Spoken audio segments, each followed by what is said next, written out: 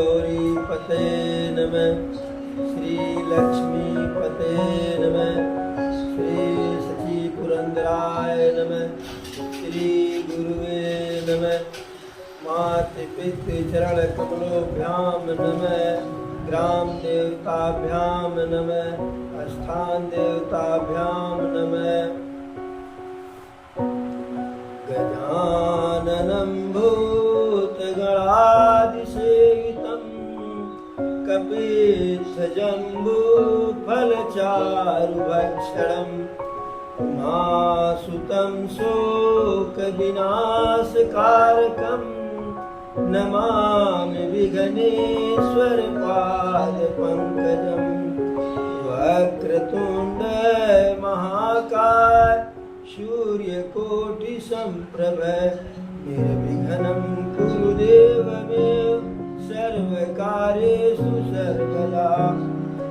मनोजवं मारुततुल्यवेगं जितेन्द्रियं बुद्धिमतां वरिष्ठं। वातात्मजं वानरयूथमुख्यं श्रीरामदूतं शरणं प्रपद्ये। श्रीरामदूतं शरणं प्रपद्ये। अतुलितबलिधामं हेमशैलाभदेहं दनुजवन कृशानुं ज्ञानिनामयग्रगणयम्। सकलगुणनिधानं वानराणामधीशं रघुपतिप्रियभक्तं वातजातं नमामि। रघुपतिप्रियभक्तं वातजातं नमामि।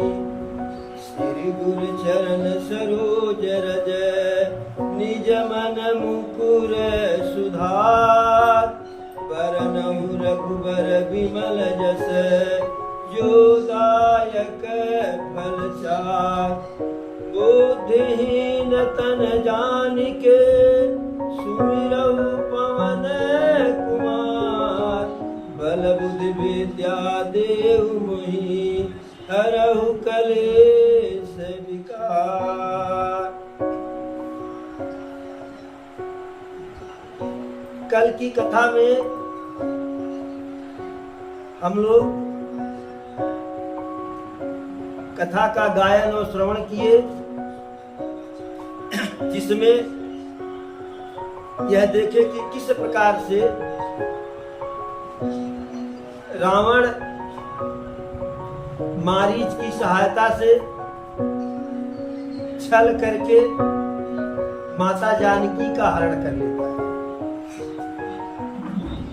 और जब माता जानकी का हरण कर लेता है तो ले करके जाता है, किंतु रावण को प्रभु राम के प्रभाव और प्रताप की पूरी जानकारी है।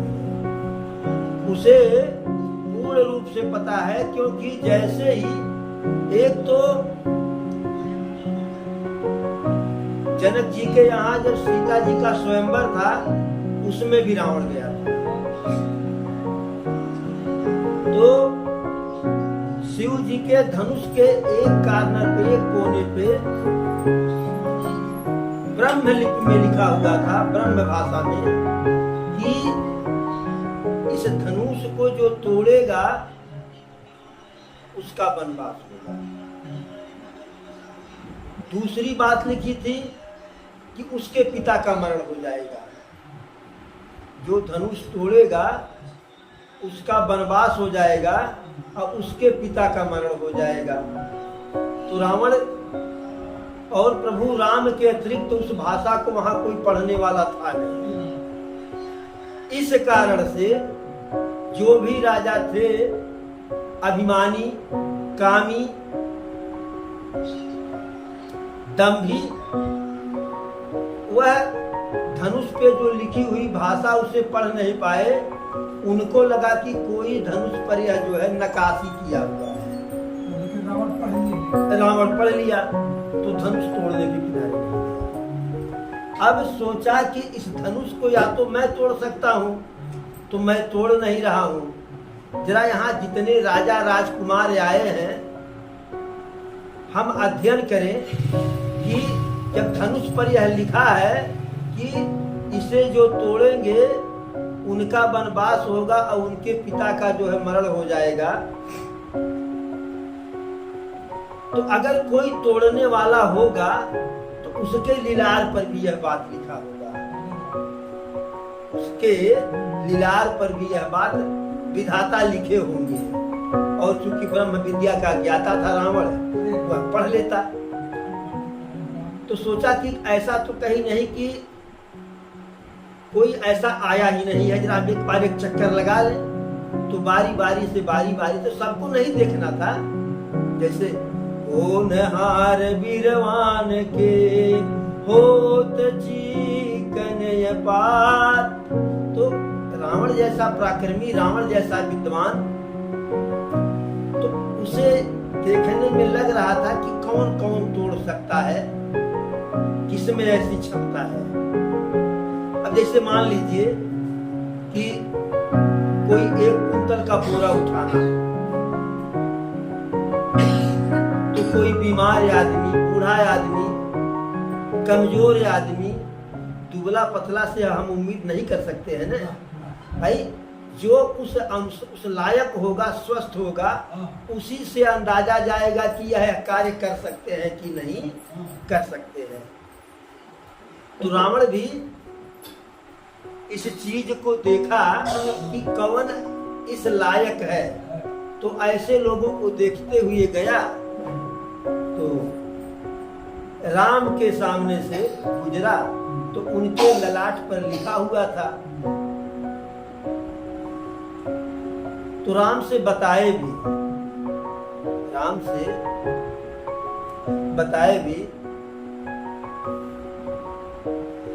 हे राम तुम्हारे माथे पर, हे राम तुम्हारे माथे पर है पिता मरण बनवास लिखा, है पिता मरण बनवास लिखा। तो प्रभु पूछे कि और कुछ लिखा है? तो कहा हाँ और लिखा है, हे राम तुम्हारे माथे पर है पिता मरण बनवास लिखा, फिर नाथ तुम्हारे हाथों से मेरे कुल का है सर्वनाश लिखा। तो बताया। तो रावण को पता था कि प्रभु कितने प्रतापी हैं, क्या कर सकते हैं। तो प्रभु के डर के कारण वह अपने पुष्पक विमान को कायदे से हाँक नहीं पा रहा था,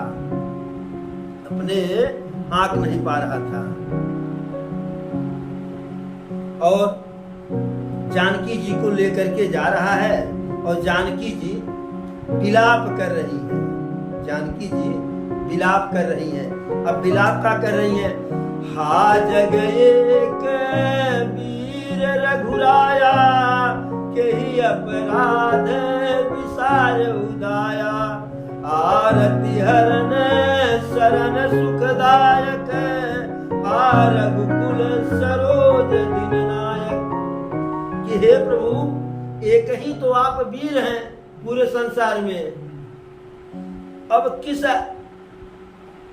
हमारे अपराध के कारण हमारे ऊपर से अपनी दया जो है, अपनी कृपा हटा लिए हैं।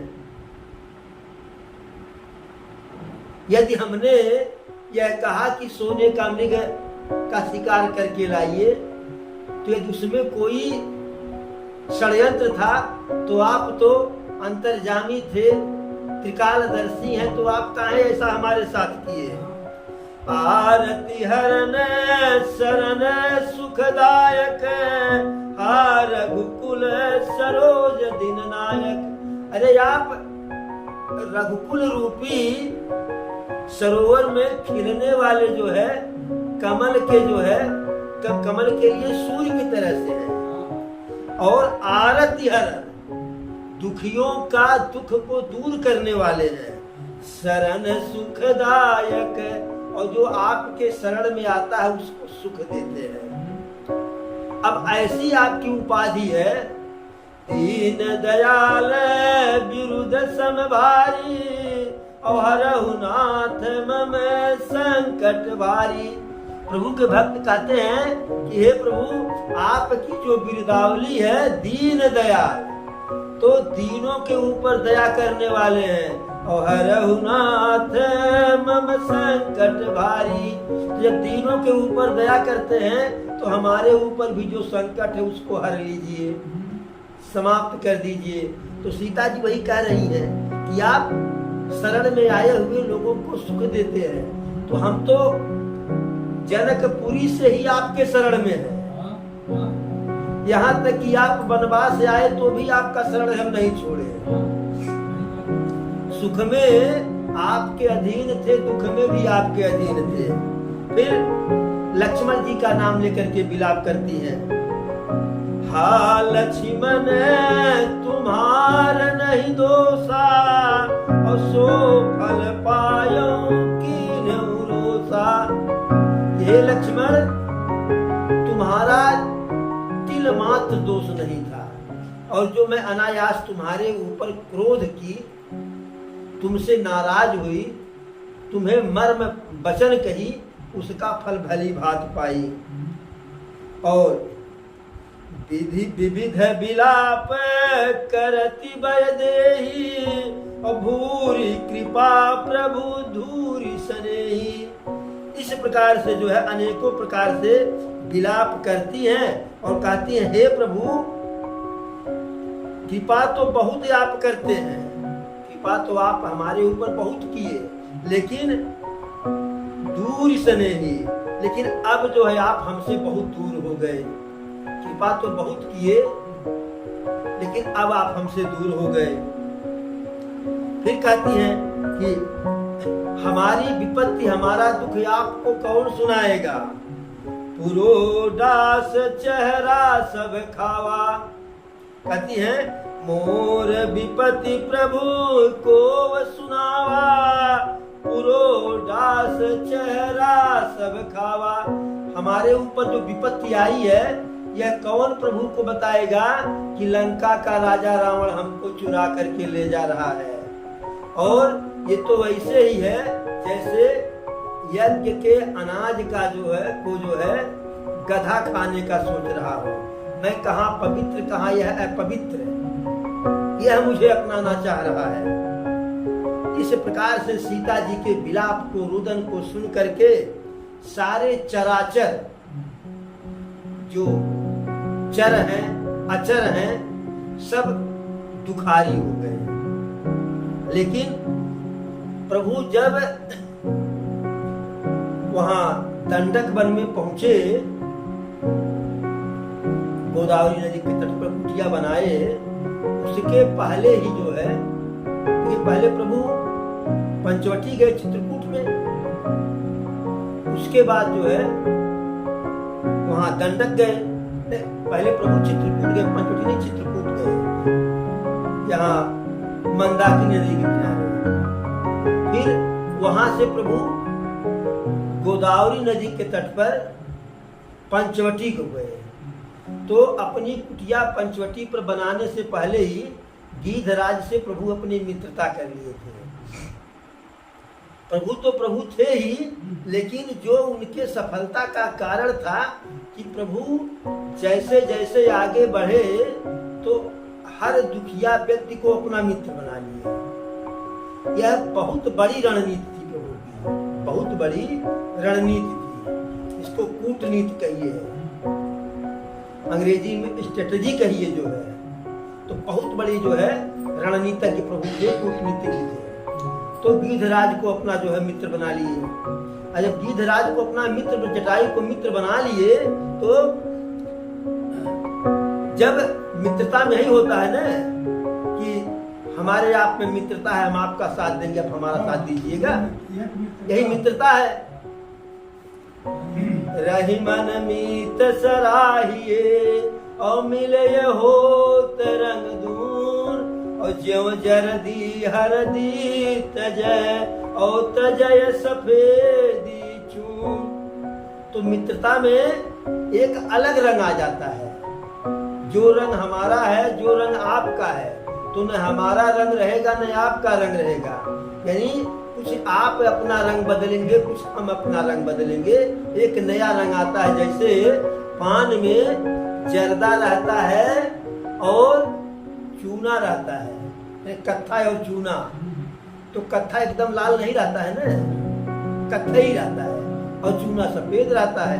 तो ज्यों जरदी हरदी तजय, तो कत्था अपने पीलेपन को त्याग देता है और चूना अपने सफेदी को त्याग देता है, और तजय सफेदी चू, और दोनों एक में मिलता है तो लाल रंग बन जाता है। इस प्रकार से गीधराज से मित्रता हुई, और आज प्रभु की अर्धांगिनी माया सीता मैया के ऊपर संकट आया, तो गीधराज से रहा नहीं गया। गीधराज सुनी आरती बानी, और रघुकुल तिलक नारी पहचानी। भाई जब मित्रता हुई थी तब सीता जी प्रभु के साथ ही थे।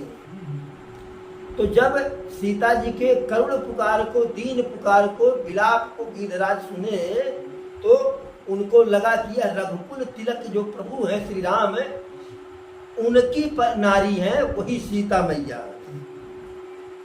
और देख रहा है गीधराज, देख रहे हैं कि यह अधम निशाचर जो है इनको वैसे लिए जा रहा है कि जिमि मलेच्छ बस कपिला गाई, जैसे कोई मलेच्छ के पाले जो है कपिला गाय पड़ गई हो।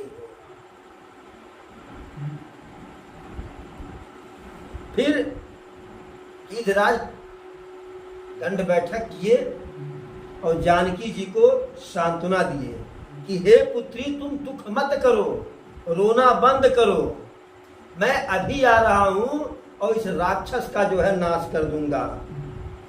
क्रोधित हो करके गीधराज फड़ दौड़े विशाल पंखों के साथ जो है, छूटई पवि पर्वत कहूं जैसे, जैसे पर्वत की ओर कोई पत्र छूट रहा है।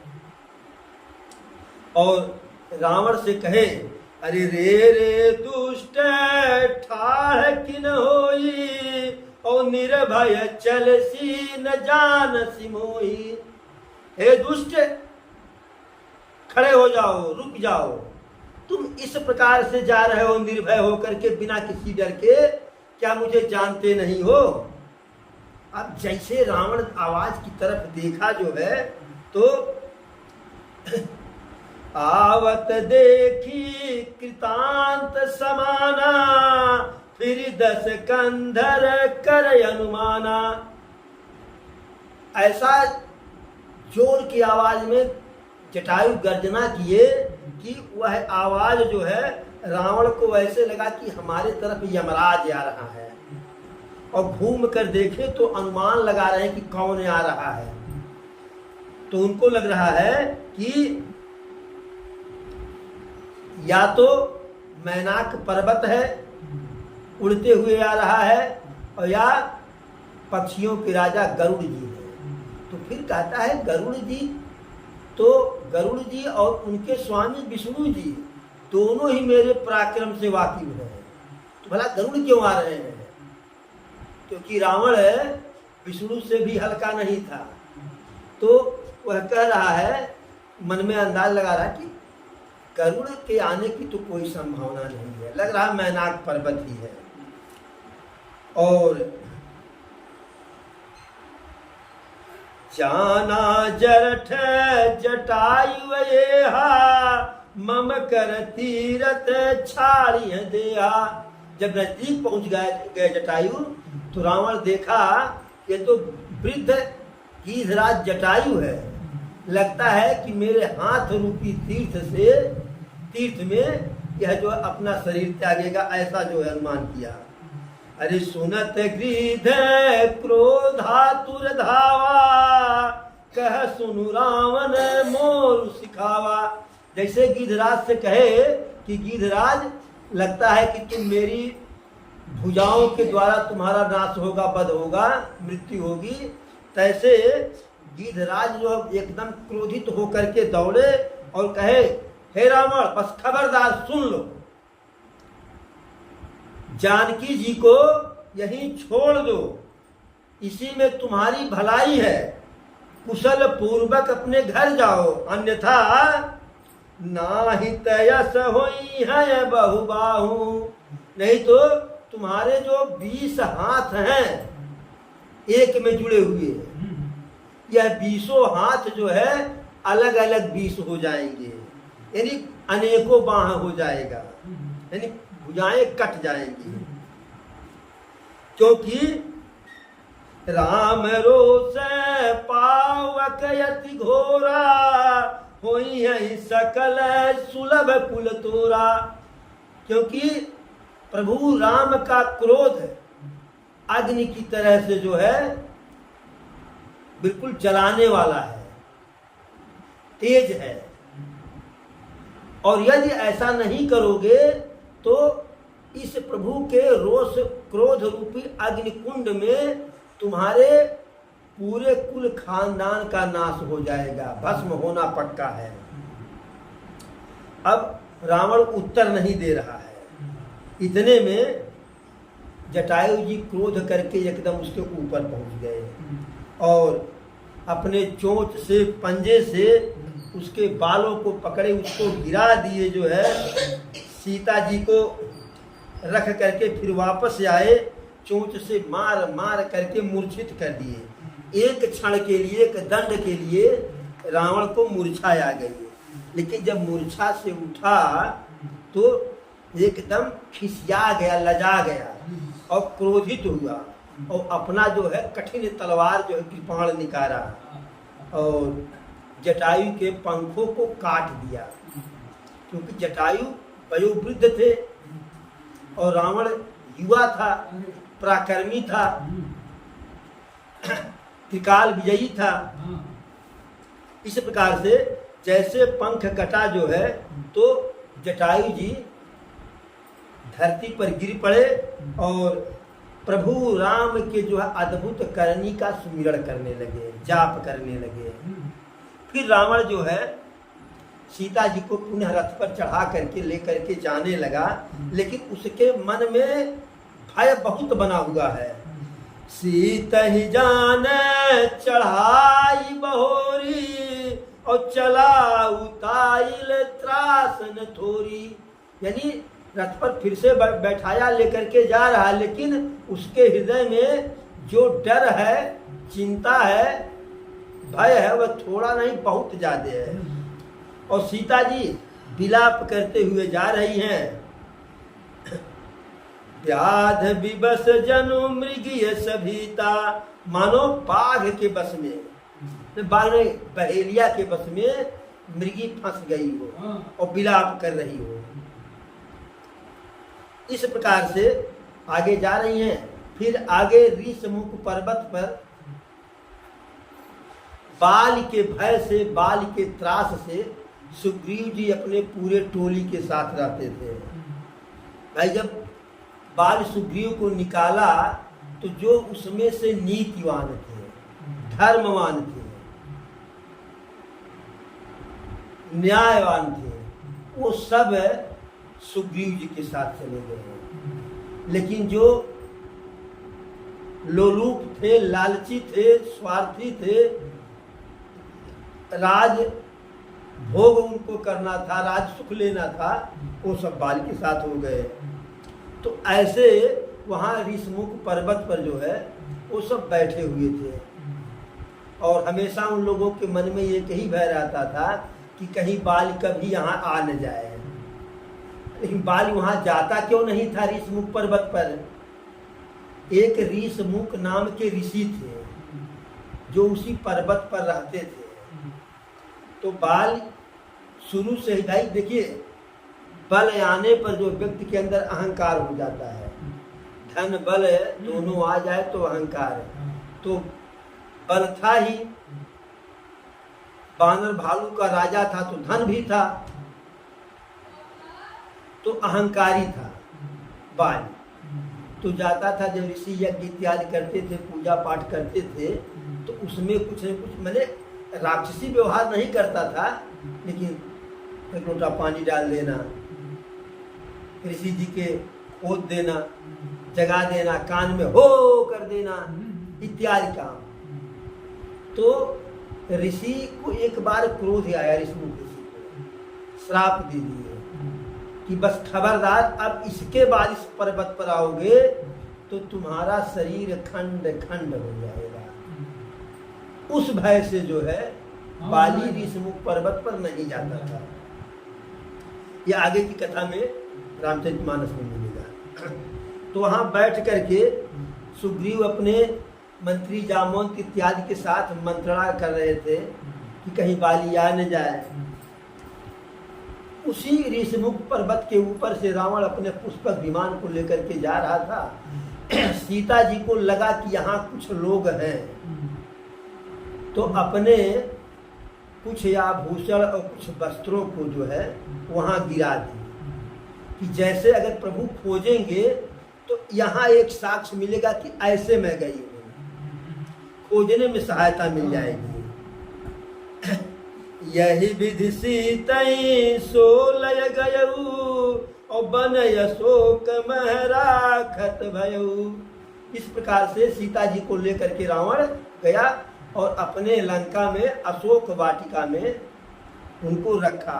अशोक वाटिका में क्यों रखा? हारि पराखल बहुविधि भय अरु प्रीति दिखाय, तब अशोक पादप तरह राखसी जतन कराय। हर प्रकार से सीता जी को जब ले गया लंका में, तो लंका में किसी दूसरे स्त्री को उसकी इच्छा के खिलाफ ले जाने पर रावण श्रापित था जो है, तो उसका अनबल हो जाता है। इसलिए लंका के बजाय अशोक वाटिका में ले गया, अपने महल में नहीं ले गया। और वहां ले गया तो सीता जी को पहले प्रेम से पलझाया, भय से पलझाया, डरवाया, धमकाया। जैसे हमारे यहाँ जब इस्लाम का आगमन हुआ मोहम्मद गोरी के समय से, जब औरंगजेब शासक बना, तो उस समय जैसे आज जो हमारे समाज में इस्लाम के मानने वाले हैं, यह मोहम्मद गोरी के वंशज नहीं है, न तो बाबर के वंशज है। ये सबके सब यही के हिंदू हैं, चाहे वह कायर हैं चाहे वह लालची हैं। तो औरंगजेब का एक फरमान था कि इस्लाम स्वीकार करो तो बदले में यह प्रॉपर्टी लो, धन लो, सुरक्षा लो, और इस्लाम न स्वीकार करो तो मरने के लिए तैयार हो जाओ। अब देखिए, दोहरा दंड था कि मैंने डबल की बात थी कि 10 रुपया हम तुम्हें देव ना 10 तुहार ले ले, तो 20 का अंतर हुआ ना। तो जो कायर थे और लालची थे, वो जो है दोनों पक्ष जो है इस्लाम को स्वीकार कर लिए, और जो कायर नहीं थे, लालची नहीं थे, वह आज भी हिंदू हैं जैसे हम आप। अच्छा, जो उस समय हिंदू में ऊंची जात के थे, वह जब इस्लाम में गए तो खान बने, पठान बने, जो है सैयद बने, शेख बने। और नीची जात वाले जोलहा के घर के बिटिया ने नैहरे सुख ने घरे सुख, इस्लाम स्वीकार भी किए तो वहां जाकर के दुनिया बने, तेली बने, भंगी बने, हेला बने, जोलहा बने, इत्यादि इत्यादि। तो उनका स्तर यही रहा। तो जो बड़े लोग थे वो बढ़िया बढ़िया प्रॉपर्टी पाए, और जो छोटे लोग थे गजौली उजौली वाले, इन लोगों को एक बोरा गेहूं, एक बोरा चावल मिला, उसी में इस्लाम स्वीकार कर लिए। तो इस प्रकार से सीता जी को 2 तरह से समझाया कि अगर हमारी बन जाओ, प्रेम पूर्वक समझा रहा हो, तो तब अनुचर ही करही पन मोरा, यानी कि जो मंदोदरी इत्यादि हमारी रानियां हैं वह तुम्हारी दासी बन जाएंगी, सबसे बड़ी वाली रानी तुम बन जाओगी। और यदि नहीं मानोगी तो 1 महीने के अंदर तुम्हारा वध कर देंगे।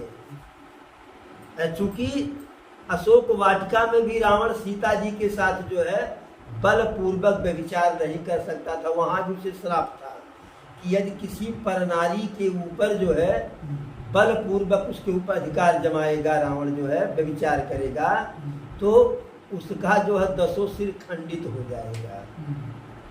इसलिए जो है कभी सीता जी के साथ व्यभिचार नहीं किया। जब जाता था तो साक्षी के गवाह के रूप में मंदोदरी को साथ लेकर के जाता था कि कहीं कोई अगर कोई देवता होता श्राप दे तो मंदोदरी से हम जो है उसकी प्रमाणिकता दिलाएंगे कि हम कुछ गलत नहीं किए हैं।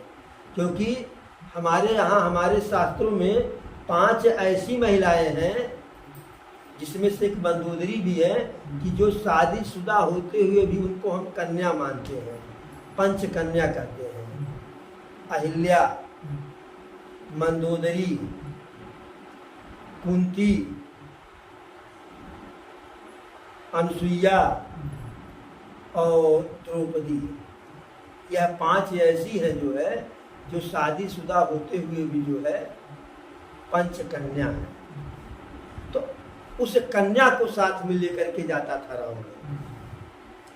तब उन्हें जो है जब वो नहीं मानी तो अशोक वाटिका में अशोक वृक्ष के नीचे बैठा दिया। और इधर सीता जी जेहि विधि कपट कुरंग संग धाई चले श्री राम, सो छवि सीता राखी रटत रहती हरि नाम।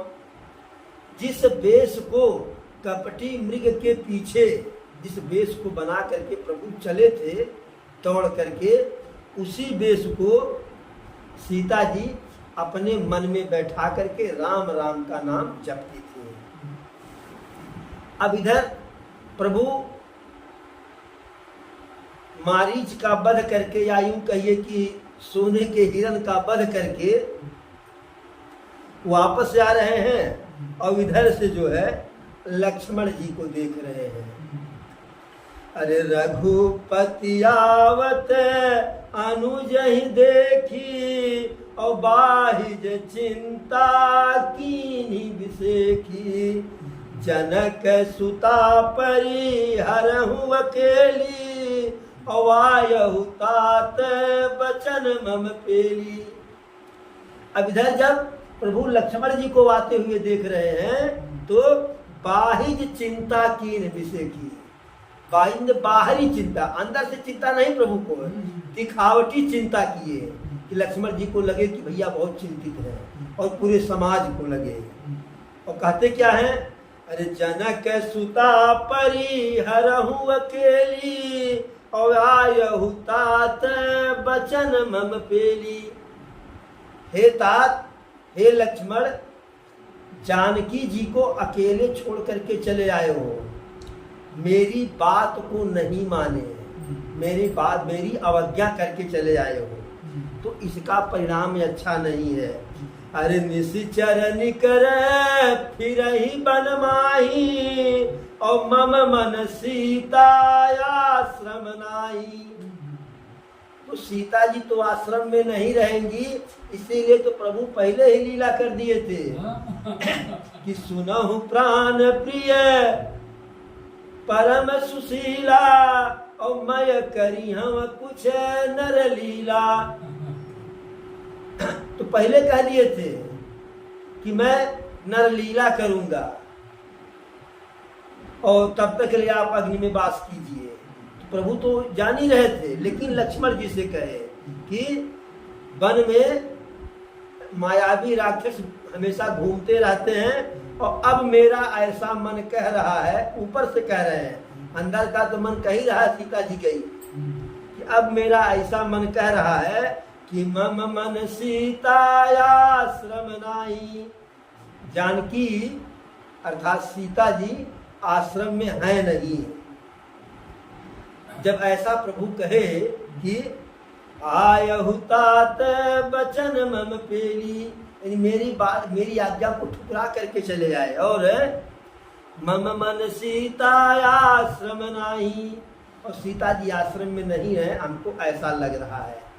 तुरंत लक्ष्मण भैया उनके जो है पैरों को पकड़ लिए हैं, कहते हैं कि नाथ इसमें मेरी कोई गलती नहीं है। दोनों हाथ जोड़ के कहते हैं नाथ इसमें मेरी कोई गलती नहीं है, और जो कुछ है माता जानकी ने ही ऐसा हमको कहा, मजबूर होकर के हमें आए। अब वह माता हमारी है तो माता की बात न माने, आप ही कहते हैं कि कहे हैं कि अरे सुनु जननीय सो सुत बड़ भागी, और जे पितु मातु बचन अनुरागी। तो आप खुद कहे हैं कि वह पुत्र बड़भागी होता है कि जिसका जो है मन माता पिता के वचन में लगता है। तो माता हमारी कहीं भला हम कैसे नहीं आएंगे, और आप भी तो माता के कहने पर बनाए हैं ना। पिता की इच्छा नहीं थी, सिर्फ माता की इच्छा थी। तो वैसे आप पिता के रूप में आप कहें कि यहाँ से मत हिलना, और माता कहें कि जाओ, तो हम चले आए। इस प्रकार से प्रभु अब अपने पंचवटी में आते हैं, गोदावरी नदी के तट पर, जहाँ उनका आश्रम है। अब आश्रम में देख रहे हैं, आश्रम देखी जान की यही ना, और भय विकल जस प्राकृत दीना। क्योंकि प्रभु का सब किया धरा था। नहीं तो एक बार सोचते, हो सकता है सीता जी कहीं किसी ऋषि मुनि के यहाँ गई हो, कहीं टहलने घूमने गई हो, जल लाने गई हो, लेकिन जैसे आश्रम देखे उसमें सीता नहीं है तो लगे विलाप करने कि भय विकल जस प्राकृत दीना। जैसे कोई साधारण इंसान, छोट हृदय वाला,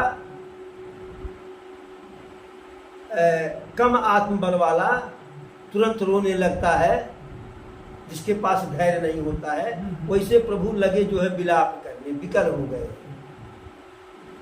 क्योंकि प्रभु को पता था कि सीता अब गई। लक्ष्मण जी समझा रहे हैं, और प्रभु विलाप कैसे कर रहे हैं। हा गुण खानी जान की सीता, और रूपशील व्रत नेम पुनीता।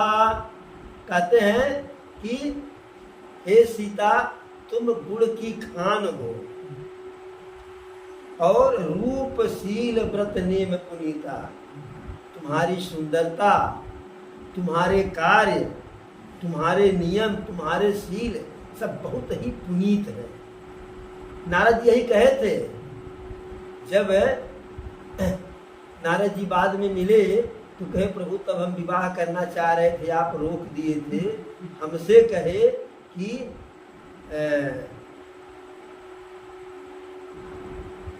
काम क्रोध मद लोभ ना, काम क्रोध मद लोभ सकल मोह कय धार, तिम में यति दारुण दुख दे और माया रूपी नार। तो नारद बाबा कहे कि हमको तो आप बताए कि काम क्रोध मद लोभ सकल मोह कय धार, तो सब मोह की धार है, और तिन्ह में यति दारुण दुख दे माया रूपी नार। तो हमें तो बता दिए कि सबसे अधिक दुखदाई है माया रूपी स्त्री होती है। तो हमारे लिए जब स्त्री की इच्छा हम किए विवाह करना, तो बता दिए सबसे दुखदाई होती है। और आप ही क्या कर रहे हैं। हा गुण खान जान की सीता। नारद बाबा कहे कि हमारी वाली जो है दुख की धार है, दुख की खान है, और आपकी सीता जी जो है गुड़ की खान है। ये कैसे भाई, दोहरा व्यवहार कैसे है भाई? पैमाना तो एक ही होना चाहिए ना, कि अगर हमारी स्त्री जो है नरक की धार है, तो आपकी स्त्री स्वर्ग की धार कैसे होगी? लक्ष्मण जी बहुत समझाए प्रभु को, लेकिन प्रभु पूछत चले लताय रूपाती, अरे जीव जंतु से तो पूछ ही रहे थे, जो उस जंगल में पेड़ पौधे लताएं और पत्ती थी उनसे भी पूछ रहे थे। और किससे पूछे? हे खग हे मृग मधुकर श्रेणी, और तुम देखी सीता मृग नयनी। प्रभु कहे खग मृग से भी पूछ रहे हैं और भंवरों के समूह से भी पूछ रहे हैं कि तुम लोग हमारे सीता जो मृग नयनी है, जिनके नेत्र मृग की तरह से, क्या उनको देखे हो? खंजन सुख कपोत मृग मीना, और मधुप निकर को किला प्रवीणा। कुंद कलिय दाड़ी में दामिनी, कमल शरद शशि यही भामिनी। वरुण पास मनोज धनु हंसा, गज के हरि निज सुनत प्रशंसा। प्रभु कहते हैं कि सीता जी से कहते हैं कहते हैं कि हमारी सीता के न रहने पर खंजन सुख कपोत मृग मीना। खंजन पक्षी होती है उसका भी जो आंख बड़ा सुंदर होता है। तोता का जो है होठ बहुत लाल होता है, और कबूतर का भी जो है नेत्र बहुत सुंदर होता है। मछली का नेत्र सुंदर होता है, और भंवरों के समूह जो है गुनगुनाते हैं तो अच्छा लगता है, और कोयल बोलती है अच्छा लगता है। जब तक सीता जी थी तो सीता जी के नेत्र की सुंदरता के आगे जो है खंजन पक्षी के नेत्र की कोई सुंदरता नहीं। सीता जी के होठ की लालिमा के आगे तोता के होठ की कोई लालिमा नहीं। सीता जी के नेत्र के आगे कबूतर के नेत्र की कोई वो नहीं। यानी हर कोई उससे कुचा रहा था। और कुंदिय कलिय दाड़ी में दामिनी, कमल सरस शशि यही भामिनी। कुंद कली, अनार, बिजली, कमल, शरद का चंद्रमा और नागिन, वरुण का पास, कामदेव का धनुष, हंस, गज और सिंह, ये सब आज अपनी प्रशंसा सुन रहे हैं। क्योंकि जब तक सीता जी थी तो सीता जी के सुंदरता के आगे इनकी प्रशंसा नहीं होती थी। सीता जी की वाणी कोयल की वाणी से मीठी थी। सीता जी की चोटी जो है नागिन से जो है काली थी और लहरा रही थी। ऐसे कई गुण था। सीता जी जब बोलती थी तो जो उनका दांत दिखाई पड़ता था मालूम पड़ता था कि बिजली चमक रही है। तो यह सब जो है सीता जी जब तक थी तब तक जो है सब छिपे हुए थे। लेकिन आज सीता जी के न रहने पर यह सब जो है अपनी अपनी प्रशंसा को सुन रहे हैं और कहते हैं सुनु जानकी है तो ही बिनु आजू, हर से सकल पाई जनुराजू। ये जितने हैं तुम्हारे रहने पर संकोच जो कर रहे थे, जो बिल में छिपे हुए थे, लुका करके छिप करके बैठे थे, वह सब तुम्हारे न रहने पर ऐसे प्रसन्न हो गए हैं कि जैसे कोई राज पा गए हो।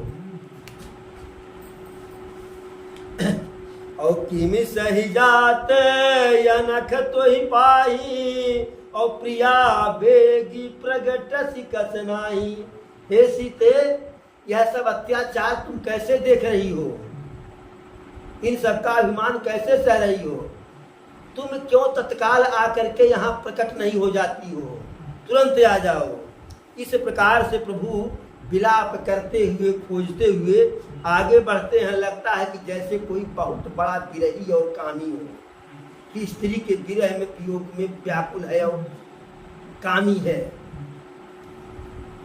प्रभु। जबकि प्रभु को न तो विरह से कोई मतलब है, न तो स्नेह से कोई मतलब है, और न मरने जीने से कोई मतलब है। पूरन काम राम सुख राशि और मनुज चरित कर जय विनाशी। ये तो अपने आप में पूर्ण काम है, सुख दुख से परे है, सच्चिदानंद भगवान है। लेकिन ऐसा जो है विरह कर रहे हैं मनुष्य के रूप में, जो है जो अविनाशी प्रभु है। आगे बढ़ते हैं तो गिद्धराज को देखते हैं जो लथपथ खून से है छटपटा रहे हैं और अपने चरणों से सीना खींच रहे, लग रहा है कि राम राम लिख रहे हैं। प्रभु जैसे पहुंचे, मित्रता पहले हो गई थी, तो प्रभु यह पहले नहीं पूछे कि जो है कि यह कैसे हुआ। पहले अपने हाथ का कर सरोज सिर पर सेऊ, कृपा सिंधु रघुवीर, निरखी राम छवि धाम मुख, विगत भैय सब पीर। अरे किसी के शरीर से खून बह रहा, मुंह से या हाथ से कटा हुआ है, तो पहले नहीं पूछना कैसे हुआ, पहले पट्टी करो। तो प्रभु पहले नहीं पूछे कि तात जटायु यह कैसे हुआ, कहे कि सबसे पहले अपने हाथ से उनके सिर पर स्पर्श किए, और जैसे अपने हाथ का जो है स्पर्श किए, जैसे जटायु जी प्रभु की तरफ देखे जो है, तो सारा दुख सारा पीड़ा समाप्त हो गया। तब जो है धीरज धर करके जो है जटायु जी कहे, तब प्रभु पूछे तो जटायु जी कहे, अरे तब कह गिद्ध बचन धर धीरा, और सुनो राम भंजन भव भीरा, नाथ दसानन यह गति कीनी, तेहि कल जनक सुतहि हरिलीनी, और लय दक्षिण दिश गयऊ गोसाई, और बिलपतियति कुररिय किय नाई, तरस लागी प्रभु राख्यऊ प्राणा, चलन चाहत अब कृपा निधाना। तब जटायु जी कहते हैं कि धैर्य धर के कि हे भवसागर को पार करने वाले खेवैया, सबसे बड़े दुनिया के ब्रह्मांड के मल्लाह, रावण जो है हमारी यह गति किया, और क्यों किया कि वह जो है जानकी जी को लेकर के जा रहा था। हम विरोध किए, हम लड़े, तब हमारी ऐसी गति किया, और लेकर के दक्षिण दिशा में गया है, और जानकी जी ऐसे विलाप कर रही हैं कि पुर रही हैं कि जैसे जो है यह हंसिनी या कबूतरनी जो है जोड़ा टूट जाने पर पुरती है।